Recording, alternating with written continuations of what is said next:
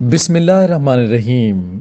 میں ہوں محمد ضیاء الحق اور آپ دیکھ رہے ہیں F S media network. خبر شامل کرتے ہیں مظفر آباد سے۔ چیئرپرسن خان آف منگ فاؤنڈیشن محترمہ خولا خان نے راولپنڈی سے پلندری جانے والی کوچ کو آزاد پتن کے مقام پر ٹریفک حادثے میں 25 سے زائد قیمتی جانوں کے ضیاع پر گہرے دکھ اور افسوس کا اظہار کیا ہے۔ اپنے تعزیتی پیغام میں خولا خان نے کہا کہ میرا دل انتہائی رنجیدہ ہے۔ اس المناک حادثے پر لواحقین سے دلی ہمدردی اور افسوس کا اظہار کرتی ہوں۔ خولا خان نے حکومت آزاد کشمیر سے بھرپور مطالبہ کیا ہے کہ ٹریفک حادثے میں جاں بحق افراد کے ورثاء کی داد رسی کی جائے اور فوری طور پر ان کو معاوضہ ادا کیا جائے۔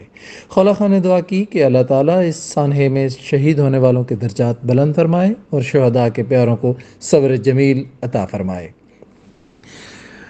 سبسکرائب کیجئے F S media network اور دیکھتے رہیے تازہ ترین خبریں اور تبصرے۔